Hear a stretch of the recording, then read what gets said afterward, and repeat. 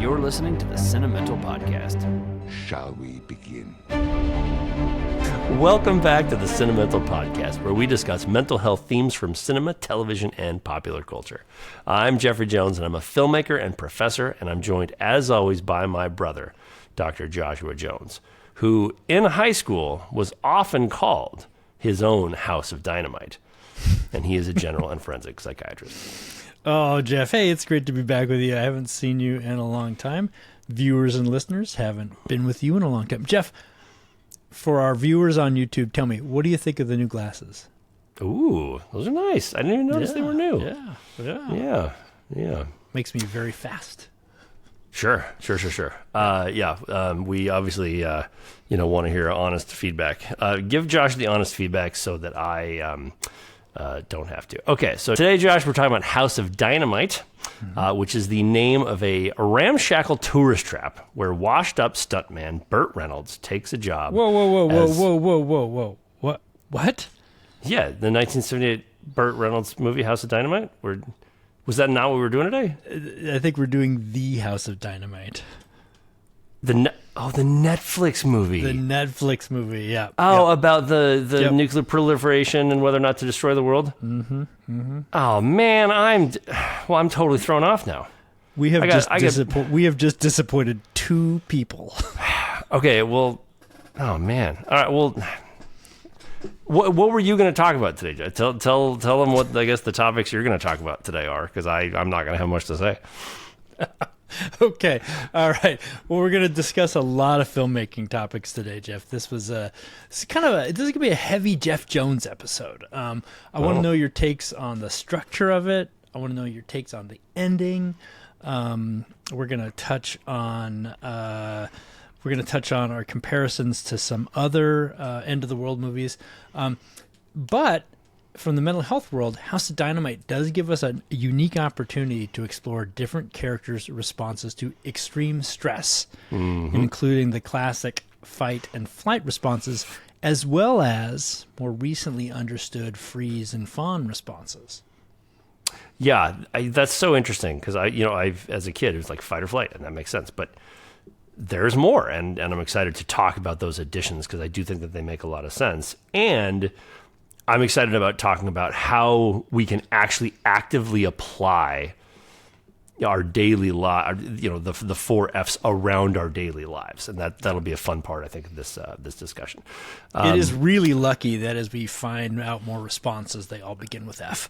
100%. There's a fifth response where if you get really turned on, and then it's something along with F. Okay, so the movie actually is not a Burt Reynolds movie. If you haven't seen House of Dynamite, I don't even know that I would recommend it. But for those who have seen it, this was a tense, non-linear thriller from director Catherine Bigelow. The film opens when an unidentified when an ICBM is detected mid-flight over the Pacific and rapidly locks onto Chicago as its target. Inside the corridors of power, from the White House Situation Room and the Pentagon to the Strategic Missile Defense Bases, officials scramble to identify the culprit, intercept the missile, and decide and whether to retaliate. As the crisis unfolds through these 3 distinct vantage points, the Situation Room officer, the commander of missile defense, and the U.S. president, the tension escalates. Interceptors fail, DEFCON levels plummet, and the president must weigh a retaliatory strike with global consequences. But the film ends without revealing whether the missile hits or what decision was made, leaving viewers in the devastating uncertainty of living in what the film calls a house of dynamite. Boom. Whew, that almost sounds tense. Like a good movie. It did, or at least sounded like a good 30-minute vignette played 3 times. Okay, Josh, what were your impressions of this film? Is this a film you liked? Was it interesting from a mental health standpoint? Like, what were some of your takeaways? I was so prepped to love this movie. I know. The campaign leading up to it, the incessant promos on TV and Netflix about this wonderful Rebecca Ferguson movie that we were about to see was amazing, and I was ready for it. What I wasn't prepared for was the fact that I was going to see the same 30-minute movie 3 times. Right. From different points of view. Which is funny because, one of the constant criticisms that people have about trailers is that they tell you too much about the movie. And in this case, I think I would have liked to know a little more about what the experience was that I was going to have. Yeah, exactly. So I ended up not liking this movie because I think probably, and I want to hear your take on this as a filmmaker, I think I didn't like this movie because of the structure. Yeah, and we'll get into structure when we talk about sort of the filmmaking aspect. But yeah, it certainly felt more like the beginning of a story than a complete story. Yeah. I was watching this with my wife, and we have to watch movies over 4 or 5 days because we have a kid. And we get to the last night, and I kind of know that the ending is bad because I looked it up. I was like, I just don't think they're going to wrap this up very well. And we watched the last 20 minutes, and I'm like, well, that's what I kind of expected. And my wife goes, what the fuck was that? The ending was so unsatisfying, and I think for most people it was so unsatisfying. And we will talk about why, I promise you. But yeah, this definitely felt more like a TV pilot than a complete film. Okay, but Josh, this does bring us to the central question of the film, and the filmmakers wanting to ask about the readiness of our response to this sort of threat. Which is very interesting because, anytime you're a filmmaker and you're making a movie, you're basically saying, I want you to think about this. That's what we do. That's what filmmakers do. And so he thought it was really important. And she, Noah and Catherine together, were like, you guys need to really think about whether or not we're ready to have all these nukes. And that was the central question of the movie. And I think that it is a much more interesting question for this new generation than it is for our generation. Because we have thought about this since the 80s. And older people have thought about it since the 70s. We've thought about this since nuclear weapons became a race. We had an acronym. There was an acronym for it. It was MAD. It was mutually assured destruction. That was around since the 60s, I think, where it was like, we all have these nukes. No one's going to use them because it's mutually assured destruction. So this isn't as interesting of a question as it is for people who have lived longer than 20 years. And we've had so many movies that have dealt with this question. But one of the things I thought was, one of the things I saw Noah say after the movie was the president's lack of preparation, lack of running through these scenarios was fairly accurate to what the real president does. And I don't know that I believe that. But I am also like, I don't know. They did a lot of really good research into this. What do you think about that? Yeah, if I put myself in this situation, I think, oh my God, it's the only thing I would think about upon becoming president is, okay, I've got the nuclear football. What would I do in a nuclear attack? It's probably the only thing that it would consume me. Right. Probably why I will never become president is because, the president that they portrayed in this movie, played by Idris Elba, was pretty shallow. He was a performer. Even his Secret Service guards said, the guys who get this job, they're all narcissists. At least this one listens, saying that he was the best of a bad lot. Right. Maybe that's true, but I then they should have cast it buy differently. it. They should have cast it differently because I don't believe Idris Elba in that. No, I think Idris Elba is probably going to stop the nuclear missile himself. Right, exactly. Probably just by looking at it smolderingly. Yeah. It just explodes in midair. He's going to call it Jason Statham, who's going to call it Vin Diesel, and they're going to rocket a car out there, and Idris is going to jump on it and, cut the red wire as it's flying towards Chicago. Of course he is. Of course he is. Yeah. But no, I think they've got to do more preparation than that. They have to do more preparation than that. Now, Jeff, do you think that maybe the president doesn't do the prep, just the Pentagon does? I don't know. Here's something interesting, because I don't doubt that they nailed.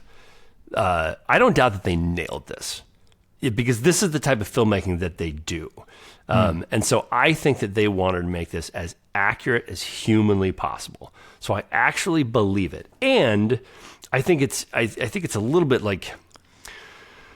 It's part of the fun of the game to just believe it and then react as if it's real. But here's why I tend to believe it. Somebody made the point. It was some general wrote a book, etc., saying that the daily CIA brief that the president has to read is what ages presidents. It's the daily briefing on all of the threats. And I think that at some point, the president has so many things to worry about that he probably is like, really smart guys with guns have figured that out. Let me push that over here. And if that comes up, I'll just listen to the really smart guys with guns. And so I tend to believe that they don't necessarily walk through all these scenarios. Because this sort of thing is only one of the many different scenarios of how our enemies might attack us. Yeah, it's a really good point. And you know, even though it is the most impactful, it's the thing that could end the world. It has never happened. It's probably pretty rare. And so, you know, we as humans, we adjust what we pay attention to. It happened twice. What's that? It's happened twice. Hiroshima and Nagasaki. Okay. I meant America being attacked. I totally hear you, but they actually made this. Yeah. No, they said this in the movie too. It was like, this has never happened. I was like, no, it's actually happened. Like, we know. Really, really good point. We know what happens when nukes get dropped on a city. We have two very specific instances of that happened in the fallout. Yikes. Well, shame on me, Jeff. Shame on me. Okay, so the Pentagon responded to the effectiveness of the missile shoot down thing. I can't remember what it's called, but their ability to shoot down a missile. The GBIs, the ground-based interceptors. Yeah, they were like, well, it's 61% in the movie. The Pentagon was like, nope, it's 100% accurate. And I'm like, there's no way that I believe it's 100% accurate, but I'm really glad the Pentagon came out and said that. Because they're not thinking about whether a movie was accurate. They're thinking about how are our enemies going to look at this movie and think about our readiness. And so let's correct the record. And even if it's not 100% accurate, they're playing a different type of chess than we are. You know, like they don't care about what Joe Schmo in Nebraska thinks. They care about what Iran thinks and what North Korea thinks about this movie. And so they want to correct the record and say 100%. And so even if that's a lie, good on you, Pentagon. I have no problem with that. So, Jeff, if the filmmakers said that they wanted this to be about asking the question about the readiness of our response, do you think they did their job? I mean, is this movie going to make people think about our readiness for this sort of threat? That is a great question, Josh. And I don't think so. Because the movie just didn't do that well. Yeah. But more importantly, this is one of those questions where I'm like, why did we ask this now? You know, and maybe the new generation needs to think about it more than like you and I did. But like, this has been a question that we've been asking since we started making nukes. You know, I mean, there was an acronym for this back in the 60s called MAD. It was mutually assured destruction, and it was the notion that, like, if Russia and the U.S. kept building all these bombs and we ever launched attacks against each other, it'd be mutually assured destruction. And that's what kept us from exploding our houses of dynamite. And then you had the 80s and 90s, which was just chock full of movies asking this same question about what would we do in response to this. And in my opinion, there were some movies that did it far, far better than this movie. Because the readiness is something to think about, but the real question is, what would we do if we were attacked? And there was a movie in the 90s, it was based on a Tom Clancy novel. It was called The Sum of All Fears. And in that movie, there's a nuclear device detonated at a stadium, I think, and then the U.S. thinks it's Russia. We're heading towards annihilation, and then we find a way to put a lid on the pot. And it's a much more interesting question. Like, after the nuke hits, that's when I think the interesting question is asked about what do we do after that. But our generation has already thought about this. We've already thought about this problem. And right now we have so many existential threats that it was almost like Catherine Bigelow was like, oh, and nuclear war. It was like we're dealing with global warming. We're dealing with the end of democracy. We're dealing with women's rights being trampled on. And it's like, what existential threat do we want to do? And then Catherine pops her head and be like, don't forget about nukes. I just want to make sure we're thinking about nukes. It's like, okay, yeah, I mean, sure, but we've been dealing with nukes for 50 years. No, longer than that now. Yeah, yes. Yeah, I think a point could be made that, hey, we shouldn't forget about nukes, like you just said. The old world order left over from the Cold War about deterrence has crumbled in some respects. I mean, no, that's true. China that's as true. a major player. Maybe your point is, hey, we actually do need to think about this, because every other of the existential threats that you mentioned are going to be a slow burn. This is the one that could happen in a half an hour, 3 times, but in a half an hour. No, that's fair, and I do think that there was more of a respect for it, for people who remembered the Cold War and who were engaged in the Cold War and understood it. But we now have people who didn't live through those things. And they didn't live through the fear. I don't think I ever had to do it, but Mom used to talk about doing, hiding under the desk in grade school, in case there was a nuclear strike. Those are things that kids did back in the day that we don't think about now. Mainly because it wouldn't do anything to hide under your desk in a nuclear strike. But yeah, I mean, and look, maybe good on them then. I'm just not the right audience for it. But it just seems like this movie has been made 50 or 60 times. And so did we need a refresh of it? But to your point, maybe the next generation did. Yeah. But then it's got to star a Jonas brother, It's a very Jonas Armageddon. Yeah. So tell me some filmmaking gems. All right. Okay. So I love talking about this, Josh, because it's the aspect of filmmaking that people don't think about enough for how impactful it truly is. But this is a great movie to talk about how important time is to tension. Okay. You cannot have tension in a movie without a ticking clock. And so obviously being a movie where it's like 18 minutes until a bomb explodes, that's going to give you a maximum amount of tension, because time is the ultimate antagonist in film. Without a ticking clock, nothing is scary. And I'll give you, for instance, Josh, not a nuclear bomb, but there's an asteroid and it is headed for Earth. Oh my God. And it is 100% going to destroy the Earth. Yes. What's your next question?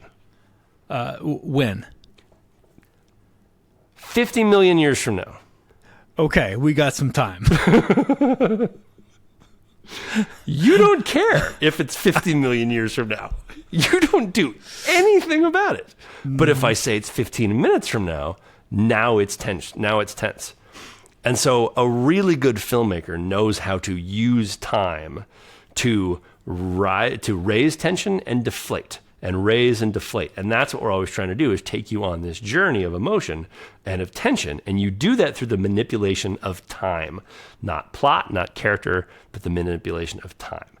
And a really good example of it in A House of Dynamite, despite the ticking clock, is there's another ticking clock around the middle of the movie where they try and intercept the missile.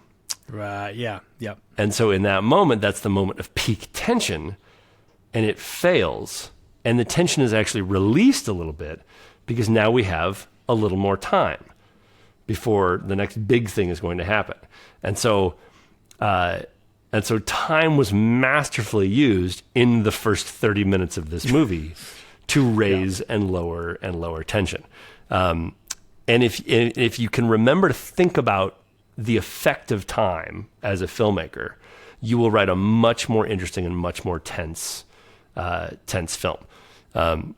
So, this movie being a countdown film is a great sort of opportunity just to talk about time and the effect that time has. So, Jeff, obviously, since we're brothers, my number one goal in life is to show that you're wrong. So, immediately I thought of the three-body problem.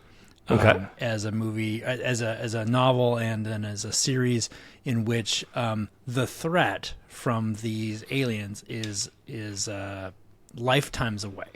And yet, it was a very tense book and a tense series. Is that because there were lots and lots of littler countdowns along the way? Exactly. Okay.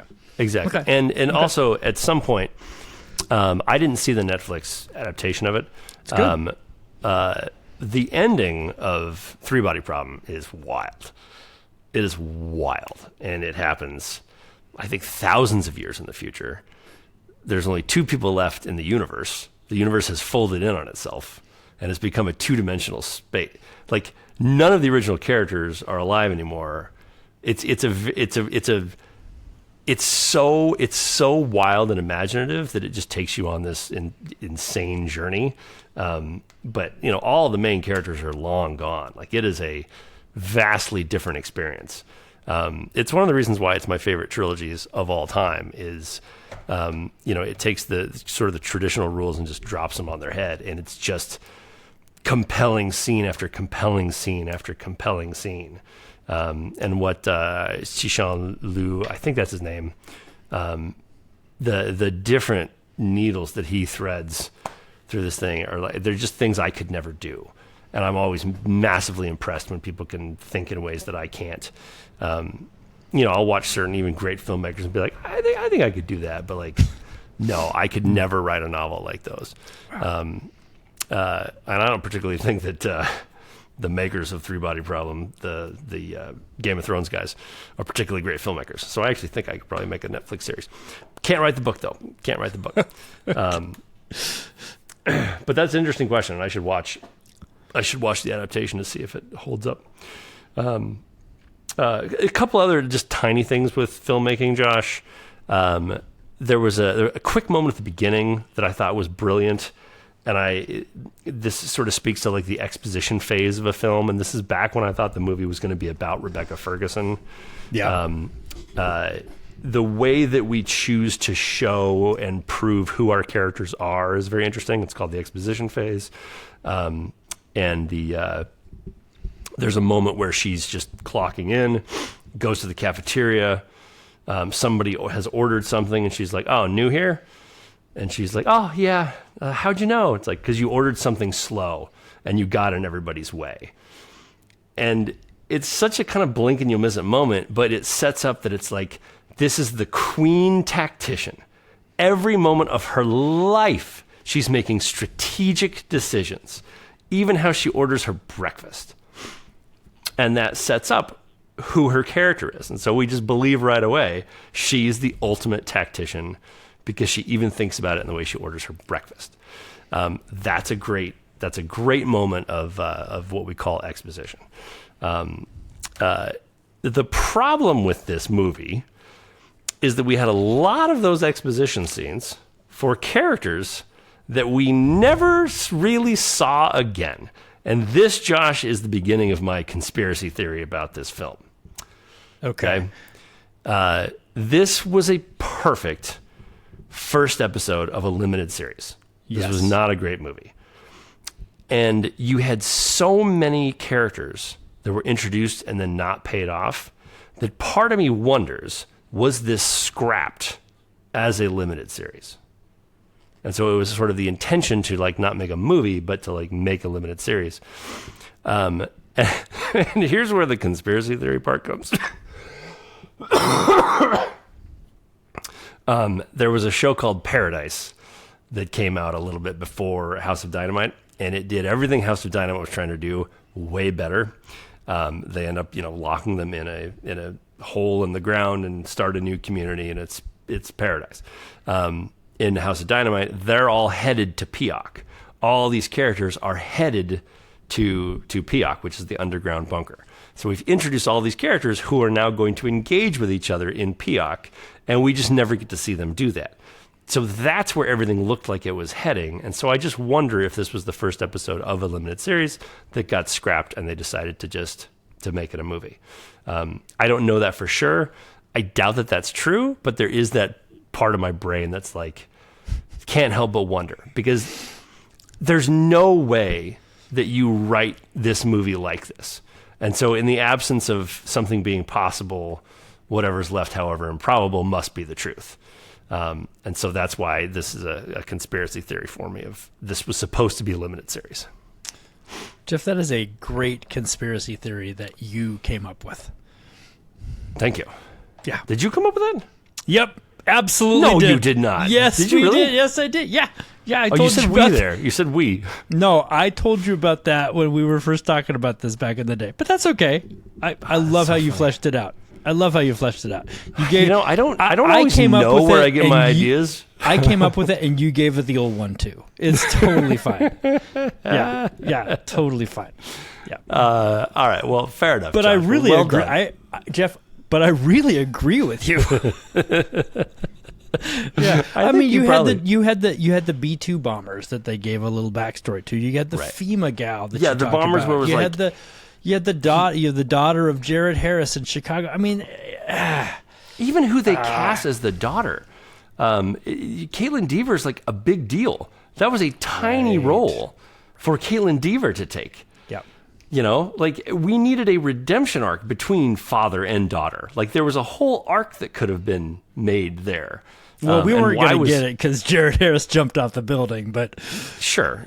I'm just saying that, like, I think that the development of this was for a limited series. So that's kind of that's my conspiracy theory. Did you have any other questions about the filmmaking, Josh? You didn't like the three different storytelling. Have I made POVs. that clear enough? Yeah. Yeah. No, I didn't. I didn't like it, and I didn't like how they didn't give their version of the ending. Just tell me what happened. I mean, I know what I think happened. I want to know what you think happened. It's what do you not think happened? Cool anymore. What do I think happened? Yeah. I think they didn't have a good ending for it, and they dropped it on me to try to make me make up an ending, and I didn't like that. Yeah, well, fair enough. Yeah. All right. Yeah. What I hope happened is that Chicago got bombed, and it ended up with a nuclear war, and we end up with Buck Rogers, because Buck Rogers was awesome. God, this is again, though, Josh, one of those, like, at this point now, everything that I think leads to it being a conspiracy theory, so I'm sort of feeding my own narrative here, or your narrative, depending. But, like, even the fact that it was Chicago was super interesting that they made the choice to be Chicago. Because what would it say if you bombed Chicago? It would say, I can touch you wherever I want. Had it been LA, then it's like, okay, well, how many? Like, we're going to fly these right over your head. Yeah. We're going to hit you right in the middle so we can get you from wherever. That's super fascinating. So the question is, what do you do after that? Exactly. Yeah. And them talking about how the satellites were out. It's like, ooh, this could have been an inside job. Okay, great. We're setting up this incredible movie where the question is, do we hit our enemies before they hit us? Who inside the government can we even trust now? There's an amazing movie about to start, and then the movie ends. Yeah. Well, I mean, look, your wife said it best. What the fuck happened here? Yeah, good stuff. All right, Josh, let's talk about some mental health. Right after we watched this, I think it was pretty obvious what you wanted to talk about, and what we can talk about with this. We briefly mentioned it. We're talking about stress responses, and that's really a lot about what you see from the characters in this is what are their various stress responses. Yeah, I think it's really important, Jeff, when we talk about stress responses to remember that most of the time these are involuntary, instinctual reactions that prepare your body to deal with a perceived threat. And you mentioned three of them: fight, flight, Freeze. And then we've recognized as the fourth one, Fawn. And there's a character or multiple characters in this movie that demonstrate each one. So I think from that perspective, pretty good movie in terms of instructing people about stress responses. Not great overall. So let's tackle these one by one, Jeff. Let's talk about flight.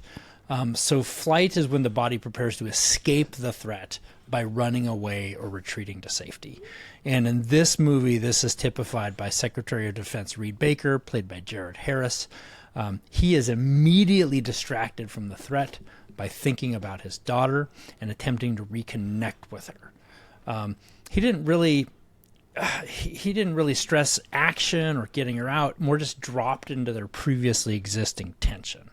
And then finally and dramatically, he fled the situation by walking off the building, likely killing himself. Right. Hey, Jeff, question for you. While we take suicide very seriously, his reaction hit you pretty wrongly, you told me. Anytime that we're talking about suicide, and anytime that we talk about a character, committing suicide, I want to take this as absolutely seriously as possible. Sure. And I don't ever want to seem like we're making light of it or anything. In terms of just the filmmaking standpoint, I don't buy that character would do that, would make that choice. It seems like something that they just did for the drama of it rather than sort of earning that moment. But I think that probably anybody who just decides to take their own life is making a decision that I don't fully understand. So in that way, it's hard to critique it too much, but we can critique it more than we can a real life situation because it's not a real life situation. It's a choice that a filmmaker made, not that a depressed person made. And so I didn't buy it, but it's not necessarily for me to buy. It's, because it's around this topic, it's like we really have to treat this with such kid gloves. Well, I wanted you to say that though, because I wanted you to point out that was the filmmaker's choice, not a real person's choice. And that, I think, I fault the filmmakers a little bit for making a little bit light of the subject of suicide. Agreed. And I agree with you. I didn't think it was earned. I thought it was out of character. A very extreme reaction that you don't often see in flight as a stress response. So that's another reason why I wanted to bring it up is I don't want people to think, oh, if I get stressed, I might go kill myself. Very unlikely. There you go. Thank you. Very unlikely. But guys, that helps me feel better about my. I do want to say, if anyone is thinking about suicide, or you know of someone who is, do not forget the 988 crisis hotline. Right. Do not forget the 988 crisis hotline. Yeah. So Jeff, that's flight. Let's talk about the fight response. So this is where the body prepares to confront the threat directly with aggressive action. And this is typified not in an overtly I'm going to hit you sort of way, but in a controlling behavior sort of way by General Brady, played by Tracy Letts, who's doing his best Jeff Daniels trying to be serious impression as the Pentagon general in charge of Stratcom. Right. Without the real ability for him to lash out and physically strike at the aggression, and where throwing a tantrum wouldn't really fit in, General Brady's focus was on the total irrevocable destruction of his enemies with a retaliatory nuclear attack, and that satisfies the most confrontational of the stress responses. On everybody. He wanted to nuke everybody. Yes, absolutely. Which, again, is just unbelievable. That's mutually assured destruction. No, I know, but this movie would have been so much better if we would have seen after the attack in Chicago, and then it was just this back and forth between the Jake character and the Tracy Letts character against the guy who was like, let's talk to our enemies, let's get some more information, and the guy who just wanted to bomb everything. Just like in Crimson Tide, when Denzel Washington was like, let's just take a step back and get more information, and Gene Hackman's like, what more do you want? We have an order. these movies have been done before, but this would have been such a better movie if we could have seen these two characters go at each other following the attack on Chicago. Okay. That's just my 2 cents. Yes, but I will also say that the General Brady character was a nuanced portrayal of the fight response because, just as you pointed out, he shows a less obvious fight behavior, this extreme controlling behavior, his needing to dominate a conversation or situation, or becoming intensely stubborn or irritable. He countered no alternative to his recommendation of the total obliteration of the enemy. That was his fight response. Yeah. And remember, these are somewhat involuntary instinctual reactions. Right. Well portrayed in this situation. You want to know why it's hard to have my brain when I watch movies, Josh? Okay. Because I can't just watch a movie the way that a normal person watches a movie. I look at everything. I pay attention to everything. And the Tracy Letts character is introduced holding a gigantic, big gulp. He talks about, whether someone is allowed to wear shorts. And then he has these conversations about baseball. Mm-hmm. And those are all character-defining moments. It's not like they let him choose what cup he was going to use to drink out of. They gave him a cup as a way to tell the audience something about the character subconsciously. And I'm so curious as to how they intend to develop him. But we just never got a chance to see that development. But it was so interesting that he was such a weird normie to then, when the shit hits the fan, become this very calm, measured, we need to kill everybody. But I see a cup and I'm like, ooh, what does that say? What is that? What are they trying to tell us? What was the filmmaker thinking about that cup? He may have been calm and measured, but there was a fight response in there. Right. Okay. All right, Jeff, let's talk about Fawn, which is a more recently recognized stress response. This is when the body becomes detachedly accepting of what's going on and may even try to help the aggressor in some way or align with them in a subconscious attempt to avoid further harm. And in this case, in this movie, the Jake Barrington character, played by Gabriel Basso of Night Agent fame, is the fawning character. He's the one who says, well, let's take a beat and let's talk with the Kremlin and see what's going on. That in of itself sounds pretty reasonable, but then he goes further to become more fawning and well, we won't attack you anymore. Just tell us you didn't attack us. Almost giving away the farm. Okay. Interesting. In order to try not to have any more attacks against them. Interesting. That here is an example of fawning behavior. Okay. I'm going to have some questions on that one, but let's keep going. Okay. And then finally, let's get to freeze. And we've got a couple characters who display the freeze reaction. This is where the body becomes immobile or paralyzed, often in an attempt to avoid detection or minimize harm. The first vignette shows us Major Daniel Gonzalez, played by Anthony Ramos, who has a couple points of delayed reaction to the incoming missile and is jarred back into action by his fellow soldiers. But after the ground-based interceptor defenses fail, we find him outside puking up his guts. Right. This is a freeze reaction similar to playing sick or dead in hopes that the aggressor will bypass you. Can I just say... Pretty visceral stuff. Can I just say, Josh, that I'm so over the vomiting thing in films. I don't even care if it is a real response. I can't remember when I first saw it, but it was when a normie kind of, kills somebody and then they immediately go vomit somewhere.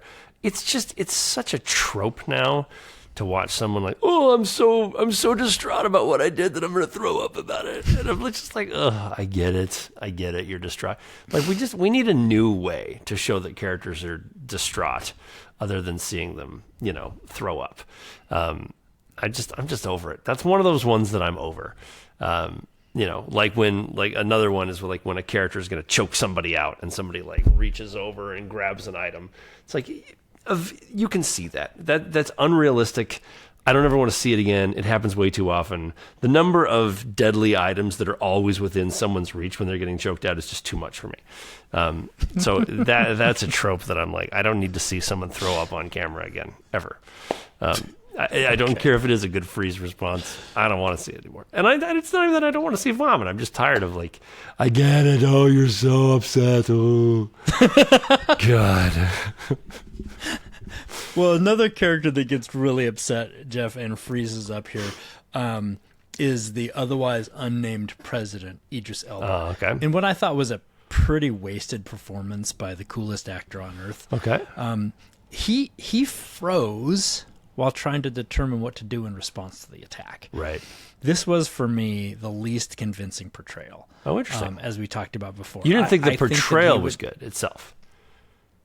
I didn't think how it was written was good. Okay, great. Look, it's Idris Elba. He was amazing at it. But I don't know that he would freeze up as much as he did. I don't know that the president, certainly not Idris Elba president, Right. would freeze up as much as he did. So those are your 4 stress responses, portrayed pretty well in this film. Okay. The 4 stress responses that have been identified by psychologists, anybody in the mental health community: fight, flight, freeze, and fawn. Those are universal, correct? Yes. Those are universal. Okay. Is there an ideal response, stress response, of these 4 that people should strive for? Or is it more of a combination? Or what do you do when you identify what type you are? How do you take this and make the best decisions given a stress situation? Yeah, great question. One, you're not necessarily going to have the same stress response. Sure, that makes sense. To different stressors. So the same person can have a fight response one time, a freeze response another time. 2, the answer is no. We don't think one of these is better than the other. What you want is the super secret answer that you rise above them, because remember what we said at the very beginning, Jeff.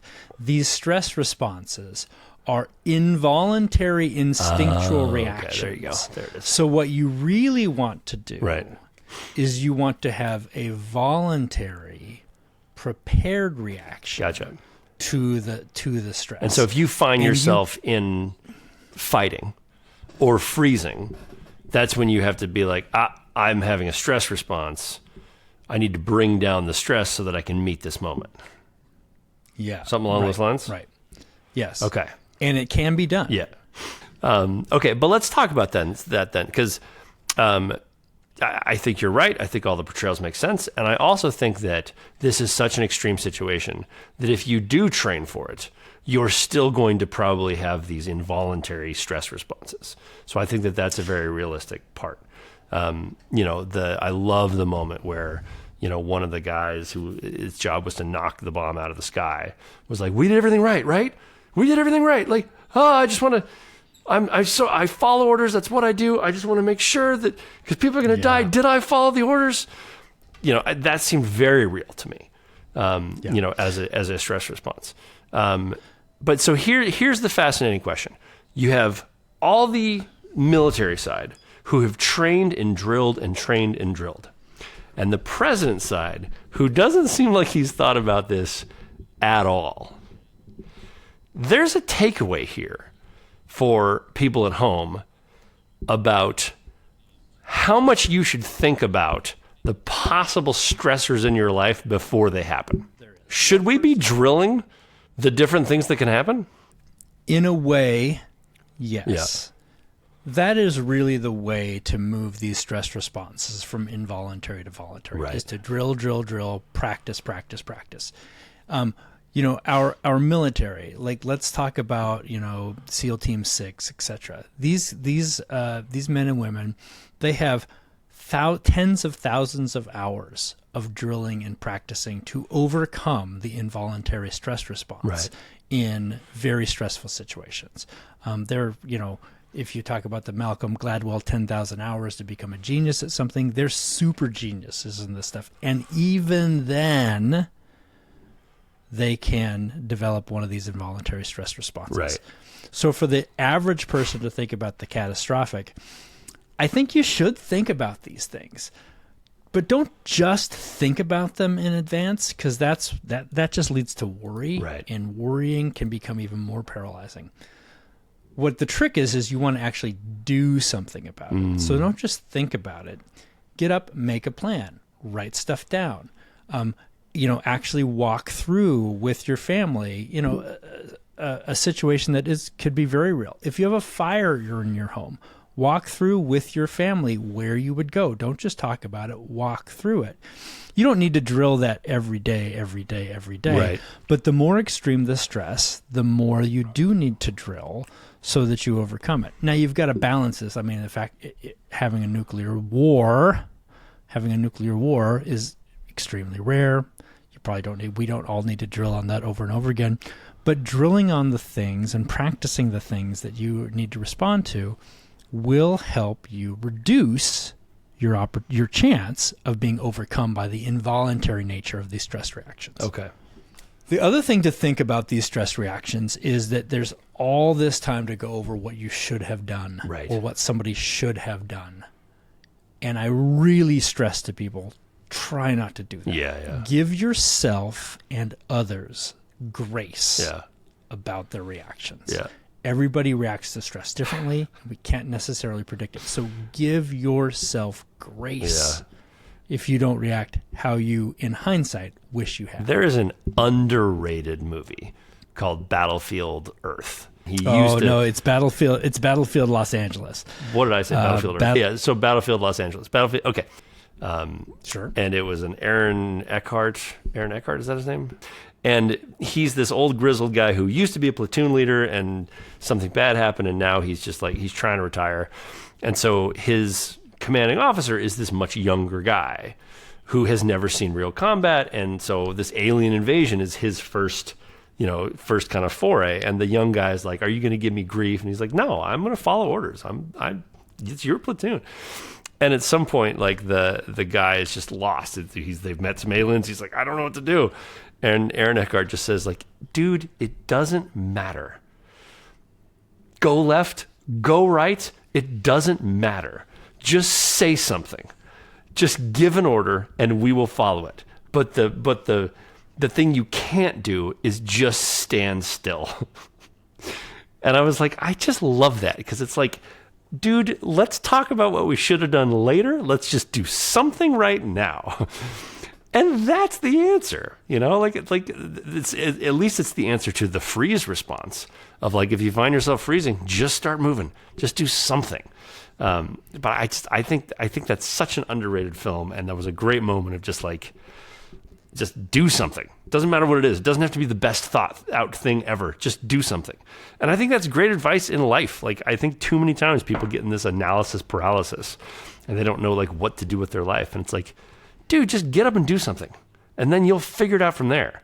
Nothing creates energy like movement, and you will start to figure it out as you're trying different things. Anyway, just underrated. Anytime I can give a plug to nice. Battle Los Angeles. That's what it wasn't Battlefield. Battle Los Angeles. Finally got there. Okay, so we've just talked about the 4 F responses to stress: fight, flight, freeze, and fawn.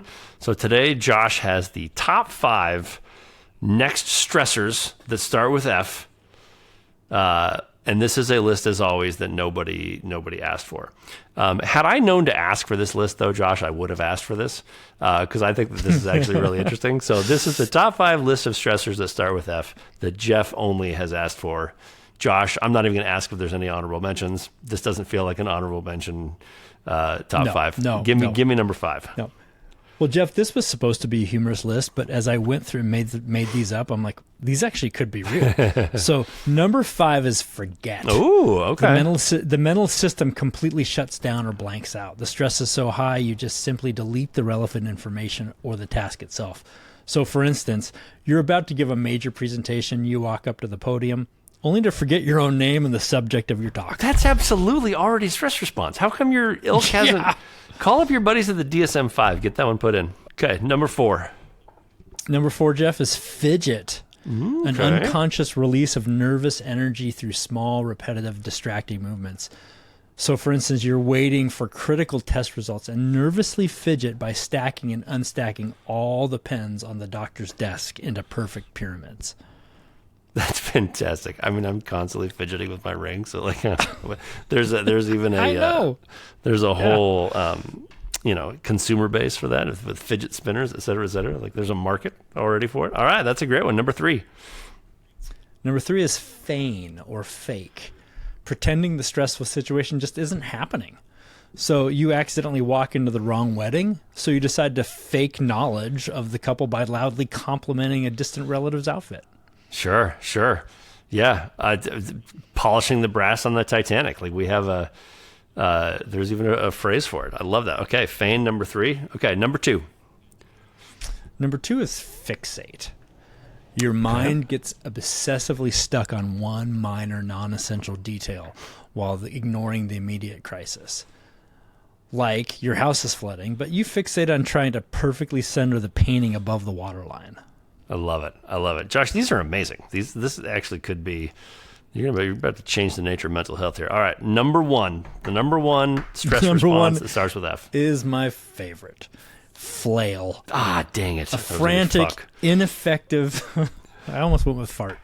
A frantic, ineffective, and highly visible reaction involving exaggerated movement, incoherent shouting, or wildly thrashing limbs. So you realize you missed a critical deadline. So you flail your arms and run laps around your desk instead of apologizing to your boss. So is it fair to say, Josh, that air dancers are afraid of cars? Damn straight. And every time cars drive by, they just flail up in the air. This isn't even funny. These are fantastic. So, yeah, the top 5 next stress responses that begin with F. We got forget, fidget, feign, fixate, and flail. Absolutely. All right, Josh, call up the DSM-5. Put those in there. I don't have any issues with those. Maybe the order, but they all certainly work. I'm crass. I would put fuck in there. I think that stress has a tendency to turn people on, and when they get in a stressful situation, they want to go home and bang it out. So I don't think it would be inappropriate to have fuck as one of the stress we'd have responses. to medicalize it to fornicate, but sure. Oh yeah, well yeah, sure, fornicate. There you go. So I'm going to put in the honorable mention of fornicate. I can't charge you for a 1-syllable word. And that is the top 5 list that nobody asked for, but honestly should have. That's a great list. That might be one of my favorite top 5s that we've done because it's actually helpful and not just fun. Josh, I can't get this out of my head, and I want to do it. And I'm not even going to do it as a top 5. I just want to do this because I think it's interesting. What do you think some of the stressors families should drill on? I would say fire. Okay. So what your family should do in a fire, that should be something you should drill on. Yeah. Mm-hmm. For LA, earthquake. So you need to have a plan in terms of an earthquake. Yep. Flooding, home invasion. Home invasion. Dropping a pie. That's a deep cut. That is a deep cut for the Jones family. All right, folks. Here's the story. Here's the story. One time, our mom came home, and she came sprinting in the house. She's like, "Guys, I dropped a pie in the car," and I sprinted out there with paper towels, and I picked it all up, and Jeff helped too. And I didn't help at all. I didn't help at all. I thought you guys were being so ridiculous. You guys were treating this like a baby had just fallen off the roof. We cleaned up the floor of her car, and I turned to my mom and I just said, "Good emergency response." You guys were so proud of yourself. And Jeff has ribbed me for this mercilessly since. Oh my God. It's just your guys' response did not meet the extremity or lack thereof of the situation. You guys really thought that you had just saved a deer. And it was just a pie in the car. But, man, you treated that like it was the most important thing ever. And for you guys to just clap each other on the back at the end and be like, good emergency response. I was like, oh, you're getting riveted on that for years. Do you know how much Mom and I had to drill about a fallen pie to be able to be that? I mean, I didn't freeze. Yeah. Mom didn't run. No, I mean you're the one who froze. You did. You hadn't done the pie dropping. No, I did the 6th F. For fuck's sake, what is the big problem? No pie for you, Jeff. No pie for anybody. That's the point. We're already down a pie. The worst thing that could happen has already happened. Jeff, that pie could have stained the floor mat on Mom's car. Sure. Yeah, it already did, and the floor was black. All right. Thanks, as always, for watching or listening to Sentimental and our coverage of A House of Dynamite. If you like this episode, please subscribe anywhere you get your podcasts. You can also watch clips of Sentimental on YouTube, where we'd love to hear what you would like us to cover next. You can also watch my companion series, The One Thing, where I take a deeper dive into screenwriting, which I am going to do a One Thing episode about House of Dynamite. We're going to talk about time. Both available on the Large and in Charge channel on YouTube. Follow Dr. Josh Jones, America's Psychiatrist, on Blue Sky. This has been a Large and in Charge production. For Josh Jones, I am Jeff Jones, and we will see you next week.